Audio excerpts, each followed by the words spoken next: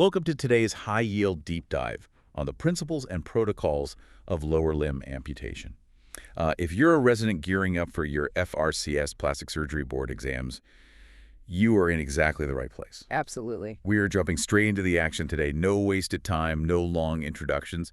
But before we get to the clinical scenarios, take a quick second to hit that follow button on your app. Yeah, and if you find this revision session helpful for your exam prep, please rate the show. Also, if you want to take your studying to the next level, get a premium subscription that gives you access to our exclusive Journal Club and clinical cases deep dives. Which are incredible for the Vivas. Definitely. So today's mission is simple, a rapid-fire question and explanation format between the two of us to help you lock in the critical knowledge you need to absolutely crush the boards. Ready? Let's do it. Okay, let's unpack this. Imagine you're the plastic surgery registrar on call.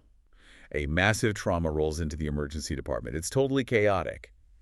How do we even begin to categorize the decision to amputate a lower limb? Like, what is the core framework we need to operate from? Well, in that kind of high-pressure environment, you have to mentally sort the patient into one of three distinct categories. You're looking at indications that are either immediate, early, or late. Immediate, early, late. Right. That triad is the absolute foundation. Everything else, your surgical approach, your reconstructive timeline, your consultations, it all flows downstream from figuring out which of those three buckets your patient is in. So immediate, early, and late. Let's start with the most critical one. Mm-hmm. We're talking about an immediate amputation. I imagine we're in a situation where the patient is, well, circling the drain. Yeah, exactly. How exactly do we define the threshold for immediate amputation in an exam setting? You've hit the nail on the head. Immediate amputation is strictly defined as life-saving damage control surgery. So you're not trying to save the limb anymore. No. You are amputating to save the patient's life. The criteria are very rigid here. There are two primary parameters you really need to know. Okay, let's hear them. First, it's indicated following ballistic trauma that results in multi-level vascular injury combined with massive hemorrhage. Right. Second, it's indicated following crush injuries where there has been a warm ischemia time greater than 6 hours. Greater than 6 hours. That makes sense. Let's pause on that second point for a second, just to make sure we're all visualizing the physiology correctly. When we say warm ischemia time greater than 6 hours, what is actually happening at the cellular level that forces our hand? Well, warm ischemia means the blood supply to the limb is cut off, but the tissue remains at body temperature. Because the limb isn't cooled down, the cellular metabolism is still running, but... Without oxygen. Exactly, without oxygen.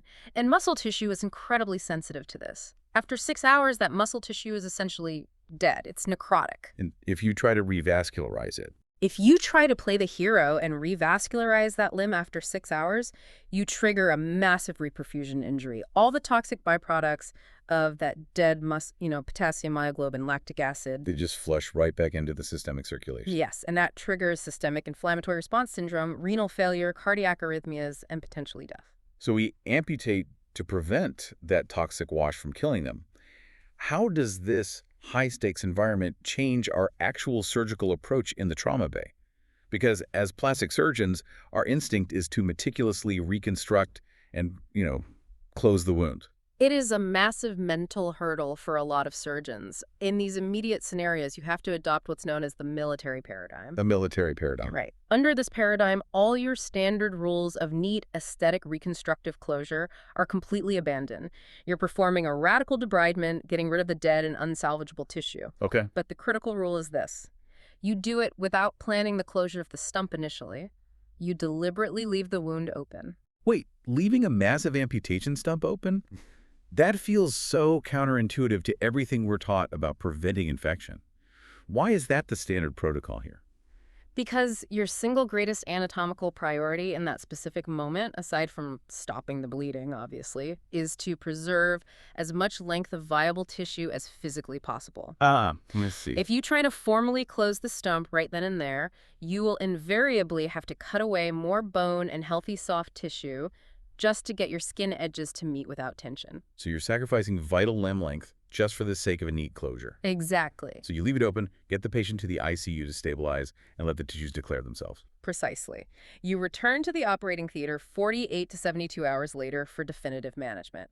That delay allows the patient's physiology to stabilize, the margin between living and dead tissue becomes perfectly clear, and you can construct a highly functional stump as a semi-elective procedure. Rather than a desperate midnight damage control operation. Spot on. That is a brilliant breakdown of the immediate category. So if a patient survives that initial trauma, or they come in with a mangled extremity that isn't actively threatening their life in the first few hours, we move into the early indication territory. Yes. How do we draw the line between attempting a complex limb salvage and opting for an early amputation? Early amputation is the path you take when limb salvage is either anatomically impossible or when pushing for salvage would yield a severely suboptimal functional result for the patient. We have 5 very specific clinical thresholds that dictate when early amputation is favored. I know these lists are the bread and butter of board exams. Walk us through those 5 specific conditions. Number 1, an incomplete traumatic amputation with an injured distal remnant. Essentially, the limb is hanging on by a thread, and the part that's left is too crushed to be useful. Got it. It's number 2. Number 2 is an avascular limb with a warm ischemia time of 4 to 6 hours. Notice the nuance there. Immediate was greater than 6 hours. Early is 4 to 6 hours. Right, that's an important distinction for the exams. Number 3, segmental muscle loss affecting more than 2 compartments in the leg. Number 4, segmental bone loss equating to greater than 1/3 the length of the tibia. And the final one. Number 5 is a severe open foot injury. Let's dig into the mechanical logic behind a few of those. Memorizing a list is one thing, but understanding the why is how you actually pass the viva. Take the rule about segmental muscle loss affecting more than 2 compartments. Why is that a hard line for early amputation? Think about the biomechanics of the lower leg. You have 4 main fascial compartments: the anterior, lateral, superficial posterior, and deep posterior. Right. They work in a delicate balance of flexion, extension, inversion, and eversion to allow a normal gait. If a trauma obliterates more than 2 of those compartments, that biomechanical balance is permanently destroyed. Even if you revascularize the leg and provide soft tissue coverage with a free flap. Even then, the patient is left with a flail, unbalanced foot. They won't be able to walk normally. And what about the bone loss criteria? Why is segmental bone loss greater than 1/3 of the tibia the cutoff? I mean, we have techniques like the Ilizarov frame and bone transport to regenerate bone. We do, but we have to look at the reality of what that asks of the patient.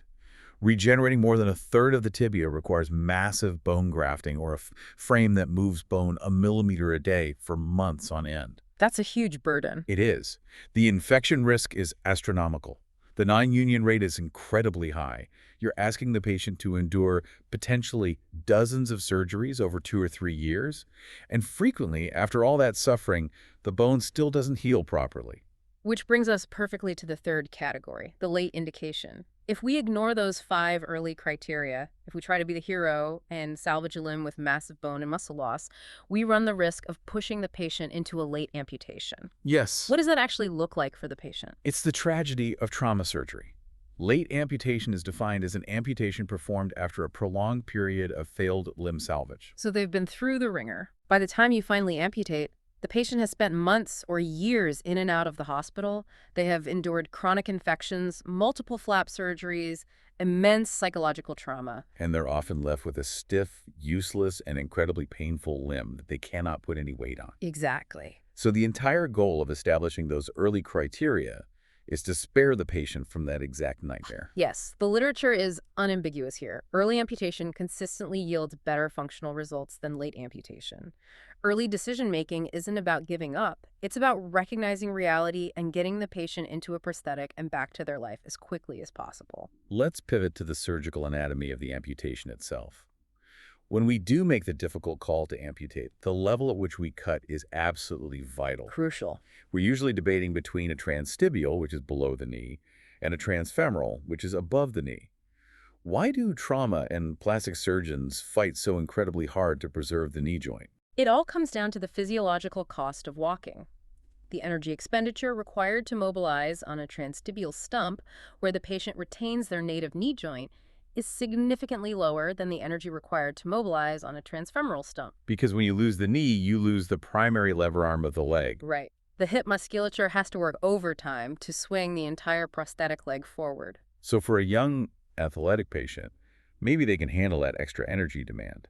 But for an older patient or someone with cardiovascular comorbidities, That extra energy expenditure could be the difference between walking independently and being confined to a wheelchair. The cardiovascular strain of walking with an above-knee amputation is immense. Therefore, long-term function and overall quality of life are unequivocally superior if we can secure a transtibial amputation. which puts a massive spotlight on our specialty. As plastic surgeons, we're often the ones called in to figure out how to preserve that proximal tibial length when the soft tissue is completely decimated. That's our domain. We aren't just there to close a wound, we're there to construct a durable, weight-bearing interface for a prosthetic. Maintaining that tibial length often requires revascularization or highly complex flap coverage. Yes. If the bone is intact but the skin is gone, we have to bring in healthy, vascularized tissue to cap that bone so it doesn't break down inside the prosthetic socket. Are there any specific reconstructive workhorses the examiners love to hear about for this scenario? You should definitely be ready to discuss the fillet of sole flap. This is a fascinating reconstructive option that actually incorporates the calcaneus, or the heel bone. Let's paint a picture of that for the listeners. How does a fillet of sole flap actually work biomechanically? Imagine a severe crush injury where the distal foot, the toes, and the midfoot are completely unsalvageable. However, the tough, specialized weight-bearing skin on the bottom of the foot, the plantar surface, remains perfectly intact along with its blood supply. Okay, so you have that specialized tissue. Instead of throwing that incredible tissue away, you essentially peel that plantar tissue back, keep the calcaneus attached to its vascular pedicle, and fold it up to cap the bottom of the severed tibia. That is brilliant. You're taking the exact tissue designed by nature to bear the weight of the human body with its specialized septated fat pads for shock absorption and moving it up to create a robust weight-bearing stump just below the knee. Exactly. It's the perfect marriage of orthopedic skeletal management and plastic surgery soft tissue reconstruction to save that critical joint. Now, I want to address the elephant in the room, the absolute white whale of trauma surgery debates: limb salvage versus primary amputation. Here we go. For decades, this was based on surgeon preference or gut feeling. But there's a massive piece of evidence that changed the landscape. Can you walk us through the core findings of the LAAP study? Every resident must know the LAP study inside and out. LAP stands for the Lower Extremity Assessment Project. It was a massive, multi-center prospective study looking specifically at severe lower limb trauma in the U.S. civilian population. What did it actually find? Because I remember the first time I read the conclusions, it completely challenged everything I thought I knew about reconstructive surgery. It challenges all of our surgical instincts. The pivotal finding of the LAP study was that there is essentially no difference in functional outcome between patients who undergo complex limb salvage surgery and those who undergo primary amputation. That is staggering to think about. Whether a surgical team spends 20 hours reconstructing a limb with free flaps and bone grafts, or they proceed straight to an early amputation. The patient's long-term functional outcome, their ability to return to work, their mobility is virtually the same. It's a humbling piece of data. Very much so. It forces us to realize that just because we can reconstruct a limb anatomically doesn't mean we are actually doing the patient a functional favor. The psychological toll, the chronic pain, and the sheer number of surgeries required for salvage often balance out the perceived benefits of keeping the native leg. So if the overall functional outcomes are a tie, how do we use clinical exams in the trauma bay to tip the scales? Historically, we were always taught to check the bottom of the foot for sensation. Right. If the foot was numb, you amputate. What does the LAP study tell us about the predictive value of plantar sensation? This is perhaps the most highly testable counterintuitive finding from the entire study. The LEP data clearly demonstrated that absent or altered plantar sensation upon initial presentation is actually not a good predictor of long-term function. Wow, so a patient comes in, their leg is mangled, they have absolutely zero feeling in the bottom of their foot. And you're saying we cannot use that absent sensation as a hard and fast rule to justify primary amputation? Correct. You cannot base your entire decision on a numb foot. The studies show that in many cases, that nerve function eventually returns or the patient adapts perfectly well to a salvaged foot with diminished sensation. It completely removes one of the easy black and white rules that trauma surgeons used to rely on, It really does. which makes the job infinitely harder. If we can't rely on plantar sensation and the functional outcomes of salvage versus amputation are statistically similar, how on earth is a surgeon supposed to make the final call to amputate a limb in the middle of the night? Because the decision is so murky and so deeply life-altering, the protocol dictates that the decision cannot be made in isolation. The standard of care requires that the decision to undertake primary amputation must involve at least two consultant surgeons. That makes perfect sense. Imagine it's 3:00 a.m. You've been operating nonstop for 12 hours. You are physically and mentally exhausted. That is the exact wrong time to make a unilateral decision to cut off a 25-year-old's leg. Yeah. You need that second consultant as an objective safety net to counter surgeon fatigue and cognitive bias. Precisely, and the protocol doesn't stop with the surgeons. Wherever possible, the ultimate decision must actively involve the patient and their family, because synthesizing this decision goes far beyond anatomical deficits. Right, you're treating the whole patient, not just a tibia fracture. Yeah. What other factors are we weighing in that multidisciplinary discussion? You have to weigh the patient's physiological state. Can they even survive a 12-hour free flap surgery? You have to assess their psychological resilience. Limb salvage requires years of grueling physical therapy and potential setbacks. Do they have the mental fortitude for that? And crucially, you have to look at socioeconomic factors. Yes. Socioeconomic factors are huge. Does the patient work a sedentary desk job where a salvaged but stiff leg is fine? Or are they a roofer who needs a highly dynamic prosthetic to get back to making a living? Exactly. Do they have a support system at home? Can they afford the out-of-pocket costs of specialized prosthetics? A successful outcome depends heavily on the patient's life circumstances. The two-consultant rule ensures that all of these holistic factors are debated before a blade ever touches the skin. Okay, we've covered a massive amount of high-yield ground today. Let's briefly synthesize the core takeaways for everyone prepping for their FRCS exams. First, you must own the triad of indications: immediate, early, and late. Absolutely essential. Remember that immediate amputation is damage control for ballistic, multi-level vascular trauma or crush injuries with over 6 hours of warm ischemia. You utilize the military paradigm. Right. Radical debridement, leave the wound open to preserve length, and delay definitive closure for 48 to 72 hours. Right. Early amputation is governed by 5 strict criteria, notably 4 to 6 hours of warm ischemia and segmental bone loss exceeding 1/3 of the tibia. Late amputation is the result of failed salvage and yields the worst functional outcomes. Never push a patient into a late amputation if you can avoid it. Second, understand the biomechanical imperative of preserving the proximal tibia knee joint to minimize energy expenditure, utilizing reconstructive marvels like the fillet of sole flap incorporated into the calcaneus. Examiners love the fillet sole flap. And third, commit the LAP study to memory. There is no difference in functional outcome between salvage and primary amputation in severe civilian trauma. Absent plantar sensation is a poor predictor of outcome, and the final call requires at least 2 consultants weighing the patient's complete physiological, psychological, and socioeconomic reality. That is a phenomenal summary of the clinical reality. And as we finish up this deep dive, I want to leave you with a final thought to ponder, something that pushes beyond the current textbooks. Let's hear it. Throughout this session, we have relied heavily on the physiological energy equations to justify why we fight so hard for transtibial over transfemoral amputations. The energy cost of walking. Right. But as prosthetic technology and biomimetic limbs continue to advance at lightning speed, becoming lighter, featuring microprocessors, and integrating directly with neural interfaces, how might those fundamental energy equations shift in the next decade? That's a great point. Will the energy expenditure gap between an above-knee and below-knee amputation narrow so drastically that our anatomical priorities in the trauma bay fundamentally change? That is a brilliant question. As the technology we attach to the patient evolves, the surgical dogmas we use to prepare the stump will inevitably have to evolve with it. To everyone listening, thank you for joining us on this high-yield deep dive. We want to hear from you. Leave a comment or a question about today's material in your podcast app to help guide our future revision sessions. Keep grinding, trust your preparation, and we see you in the next one.